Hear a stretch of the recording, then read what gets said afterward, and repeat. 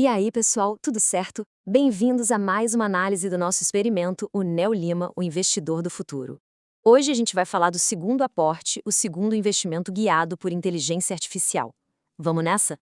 Olha só o nosso roteiro de hoje. Primeiro, a gente vai dar uma olhada no que foi a primeira aposta. Depois, vamos ver o resultado que foi, assim, bem interessante. Aí a gente pensa no futuro: Brasil ou mundo?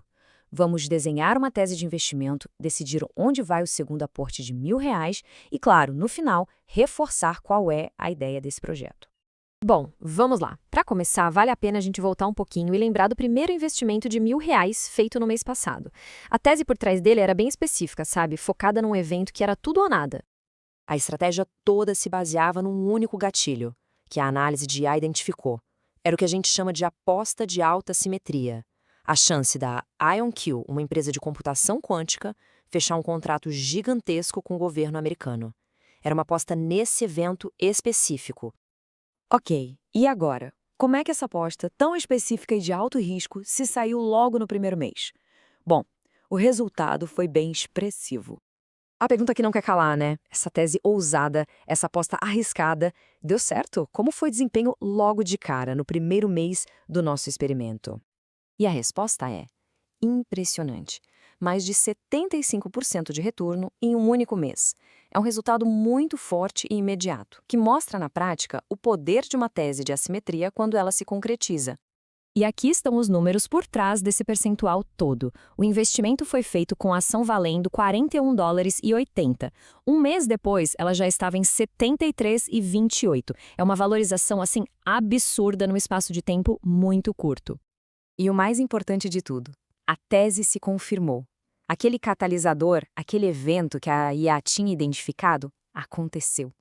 A IonQ anunciou a parceria estratégica com o governo americano, o que validou toda a lógica do investimento e, claro, fez o preço da ação disparar.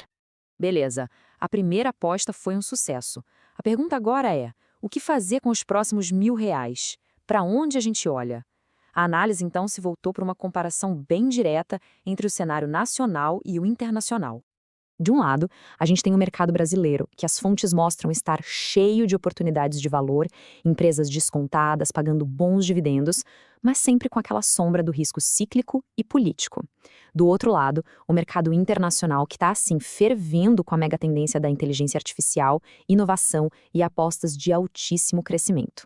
Olhando aqui para dentro, para o Brasil, a análise mostra um cenário bem rico. Bancos como o Banco do Brasil e Bradesco, que parecem estar com preços bem atrativos. Se o foco for dividendo, tem nomes como BB Seguridade e Grendene com yields acima de 10%. E ainda tem potencial de crescimento, em empresas como Inter e MRV. Mas claro, nem tudo são flores. Tem o risco do sobe e desce das commodities, que afeta a Petrobras e Vale, e o endividamento de outras, como a Cosan. Agora, quando a gente olha lá para fora, o papo é outro. A dominância da inteligência artificial é total, com a Nvidia no centro do universo. Vemos empresas de altíssimo crescimento, como a Oracle, que tem uma carteira de contratos futuros bilionária. E, claro, as apostas mais especulativas, como a própria computação quântica da IonQ, que oferecem essa simetria gigante que a gente busca. Dado o perfil mais agressivo do experimento, o foco da análise se voltou para o mercado internacional.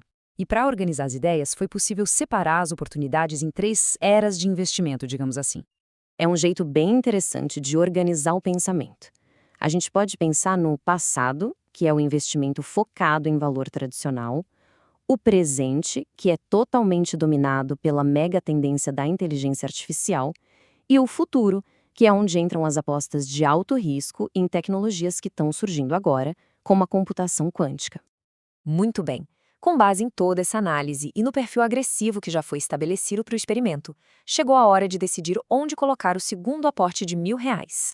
Mas antes da recomendação, só um lembrete rápido do que é a estratégia central desse projeto: a busca por apostas assimétricas. Ou seja, um investimento onde o potencial de ganho é muito, mas muito maior do que a perda. Nesse caso, a perda máxima está limitada aos R$ 1.000, enquanto o ganho, o ganho pode ser transformador. E aí, dentro daquela categoria futuro, a análise voltou para computação quântica. De um lado, a IonQ, que é a aposta de alta simetria que já deu certo, com a tecnologia dela de alta precisão e o apoio do governo. Do outro, a D-Wave, que é uma aposta mais na viabilidade comercial, que já tem até algumas aplicações no mundo real. A recomendação, então, foi bem direta: reforçar a tese que já se provou vencedora. A decisão é investir os próximos R$ 1.000 novamente na IONQ. A lógica é simples. O primeiro gatilho aconteceu. Agora, a tese muda.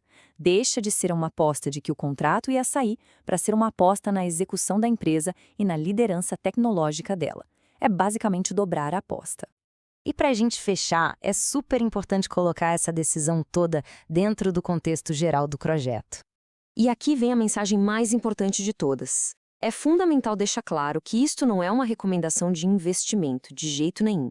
Isso aqui é um experimento, é quase um documentário sobre o uso de inteligência artificial para guiar as decisões de investimento do Neo Lima, o nosso investidor do futuro. E para encerrar, fica a pergunta no ar, né? Com a tese original validada, com a posição na empresa agora dobrada, será que essa aposta quântica vai continuar subindo? Ou será que o preço, que já subiu mais de 75%, se torna agora o principal fator de risco? Bom, é o que a gente vai acompanhar nos próximos meses. Valeu!